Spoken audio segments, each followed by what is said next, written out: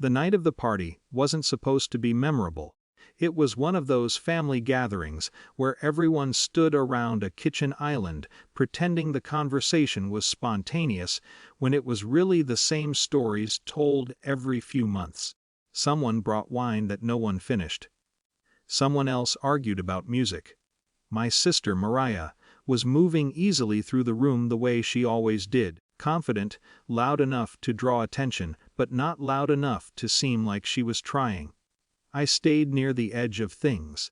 That had become my default position at family events. Not hiding exactly.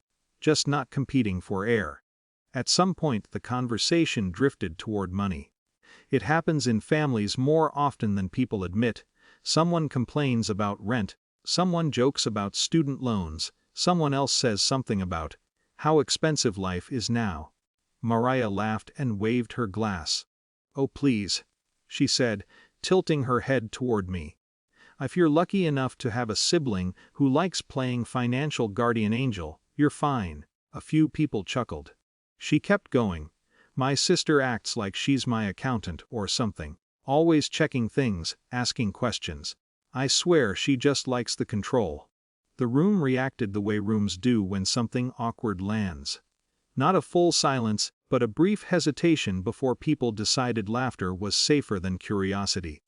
I didn't respond. Mariah noticed the pause and leaned harder into the performance. "I mean seriously," she said, smiling. "Some people help you out and then act like they own your life." Another ripple of laughter. No one in that room knew the actual numbers. They didn't know about the tuition payments that quietly left my account every semester. They didn't know about the rent I covered the year she lost her job.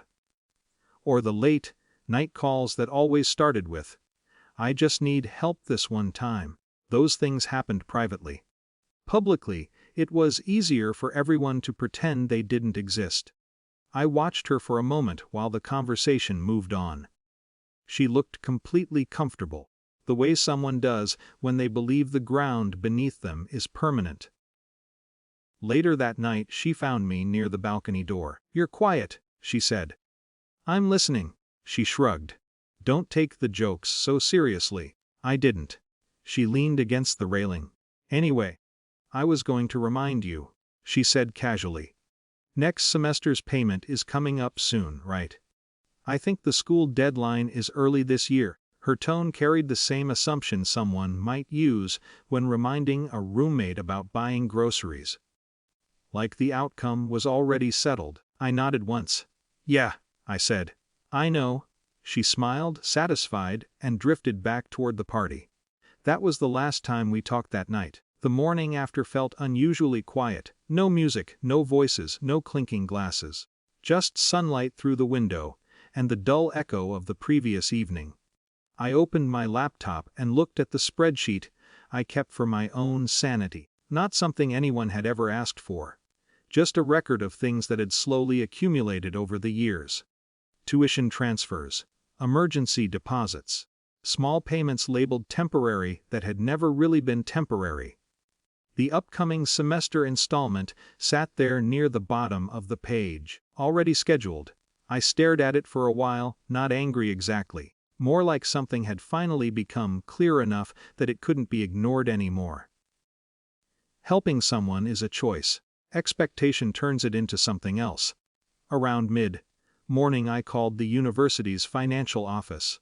The woman who answered sounded calm, efficient, used to handling administrative questions. I explained that I had previously scheduled a tuition payment for a student account, but needed to stop the transfer. She pulled up the record. "Yes," she said after a moment. "I see the upcoming installment. It hasn't processed yet. Can it be cancelled?" Another pause, keyboard clicking. "Yes, as long as we stop it before the processing window." She asked a few verification questions. I answered them. "All right," she said. "The payment has been removed from the schedule." Just like that. No drama. No speeches. Just a small procedural confirmation that changed the direction of something that had been moving automatically for years. When the call ended, the apartment felt very still. I sent a message afterward. Not long, not emotional. Good luck covering next semester. I canceled the payment. The reply didn't come immediately. An hour later my phone rang. I let it go to voicemail. Then another call. And another. By the afternoon the messages started arriving. At first confusion. Then irritation. Then a longer message that ended with, "You can't be serious." I didn't answer any of them that day. News travels strangely in families. By evening my aunt had texted me asking if everything was okay. A cousin asked why Mariah was suddenly talking about loans. What struck me was that none of them seemed to know the full arrangement had existed in the first place. They were surprised by its disappearance but had somehow missed its presence. A week later Mariah called again. This time I answered. Her voice sounded different. Not furious exactly, just unsettled.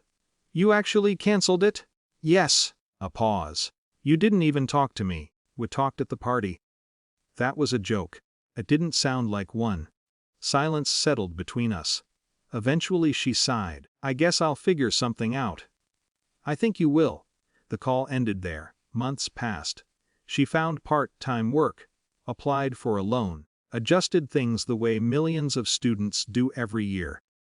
The world didn't collapse. At the next family gathering the atmosphere felt subtly different, not hostile. Just careful. Mariah greeted me politely. We talked about neutral things, weather, work, a movie someone recommended. No one mentioned tuition. No one mentioned money. But the assumption that had once floated invisibly through every conversation was gone. And standing there in the same crowded kitchen, listening to familiar voices, I realized something had shifted quietly but permanently. For the first time in years, my help was no longer expected. And neither was my silence.